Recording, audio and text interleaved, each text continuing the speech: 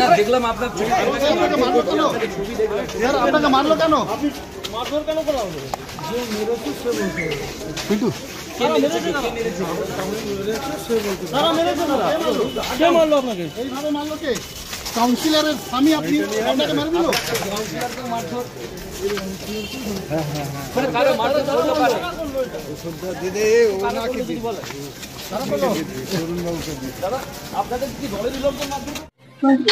আপনারা কে কে আহত হয়েছেন?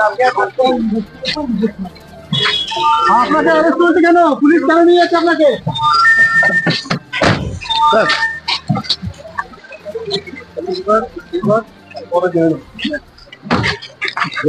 আপনাকে কেন নিয়ে যাচ্ছে পুলিশ?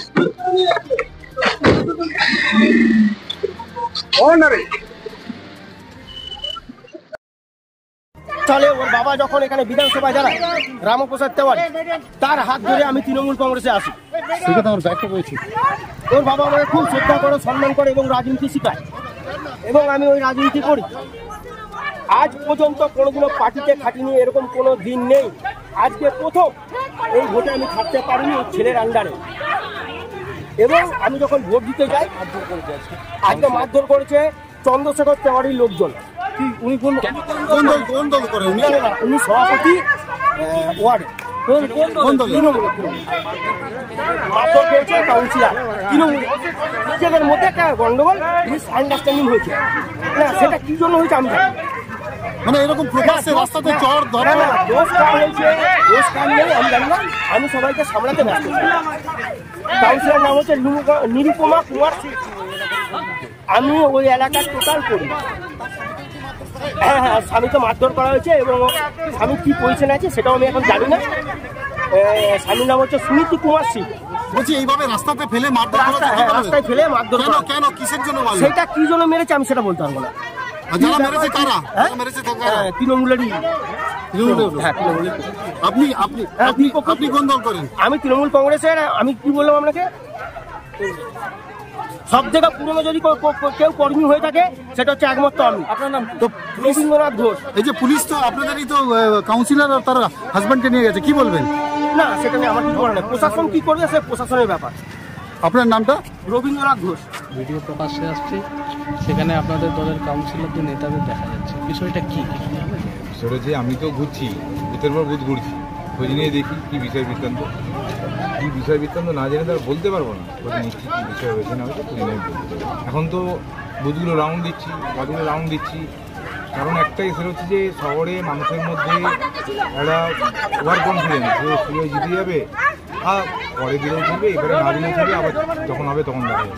এই একটা ভীষণ প্রবলেম। ফলে ওইটার জন্যই ওয়ার্ডগুলো যাচ্ছি, যাতে বেশি করে পোলিংটা করানো যায়। কারণ মানুষ তার জনপ্রতিনিধি নির্বাচন করুক, তার নিজের মতো করে মত প্রয়োগ করে, প্রত্যেকেরই কিন্তু ভোট দেওয়া উচিত। কারণ এটা একজন মানুষের সাংবিধানিক অধিকার, সবাইকে নেমে এসে ভোট করা উচিত। কিন্তু মানুষের এই প্রথম থেকে একটা কনফিডেন্স জিতে যাবে, আর না করে দিতে পাশের বাড়ির তো দিতে যাচ্ছে, আমার না করে দেবে, এতে একটা আমার সমস্যা। ভোট কিন্তু সেভাবে হচ্ছে না, তার কারণ ভোটের পোলিং খুব কম হচ্ছে, মানুষ খুব আতঙ্কে আছে। এই নির্বাচনে একটা জিনিস দেখা গেল, স্বতঃস্ফূর্তভাবে মানুষ ভোট দিতে চেয়েছিল, কিন্তু রাতের অন্ধকারে যেভাবে আমি সারা মেদিনীপুর বিধানসভার যতটা এরিয়া আছে আমাদের, সদর ব্লকের 4টা অঞ্চল, শালবনী ব্লকের 5টা অঞ্চল, মেদিনীপুর পৌরসভার 25টা ওয়ার্ড, প্রত্যেকটি বুথে বুথে ঘুরে ঘুরে যা আভাস পেলাম, খবর পেলাম, গতকাল থেকেই একটা হুমকি ধমকানি, চাষে ধান কাটতে দেবো না, ছেলে মেয়েদের স্কুল কলেজে গেলে সমস্যায় ফেলবো, লক্ষ্মীর ভান্ডার বন্ধ করে দেবো, এই ধরনের যখন হুমকি তাদের বাড়িতে পৌঁছালো, মানুষ একবারও চাইছে না যে আবার নতুন করে তিলোত্তমা ঘটুক আমাদের এই মেদিনীপুরে, যেটা আরজি করে ঘটেছে। সেই আতঙ্কে মানুষ ভোট দিতে আসা সদিচ্ছা থাকলেও মানুষ আতঙ্কে আছে যে ভোটটা দিয়ে তিলোত্তমার বিচারের ভোট হয়, তাহলে তো ওরা একটা ভোটে পাবে না। শাসক দল যে দুটো আছে, আমি আগেও বলেছি আপনাদেরকে, এরা কিন্তু কয়েনের এপিট আর ওপিট, এদের দলের দুটোর নাম আলাদা, কিন্তু এদের নীতিটাও এক, এদের আদর্শটাও এক। এরা যার ফলে আমরা যারা বিরোধী দলে আছি, আমাদের যিনি বিরোধী দলের নেতা রাহুল গান্ধীজি, তিনি বারবার চোখে আঙুল দিয়ে দেখিয়ে দিচ্ছেন, বুঝিয়ে দিচ্ছেন, এই ভারতবর্ষ থেকে নিস্তার পেতে গেলে একমাত্র আপনাদের নিরাপত্তা দিতে পারে কংগ্রেস। আপনাদের 500 টাকা 1000 টাকা লক্ষ্মীর ভাণ্ডারে হবে না, কংগ্রেস পার্টি পারে আপনাদেরকে 6,000 টাকা করে দিতে, 6,500 টাকা করে দিতে। কেন নেবেন না সেটা? যেখানে 100 দিনের কাজ, যেখানে ইন্দিরা গান্ধী আবাস যোজনা নামে কংগ্রেস চালু করেছিল, মানুষের বাড়ি বাড়ি ঘর চাই। এই কোথায় সেগুলো? এরা সব ঢপের চপ করছে। এই দুটো দল যে ড্রামা করছে, এদের থেকে নিস্তার পেতে গেলে উপনির্বাচনে আপনারা দেখবেন এমন একটা ভোট হচ্ছে। আমাদের জাতীয় কংগ্রেসের প্রার্থী আমি নিজে, এইটুকু আমি মানুষের আভাস পেয়েছি, মানুষের নীরবে যে প্রতিবাদ দেখছি, আমি জয়ী হব, এটা আমি স্থির বিশ্বাস করি। আপনারা সকলেই ভালো থাকবেন। 15,550 ভোট মিনিমাম।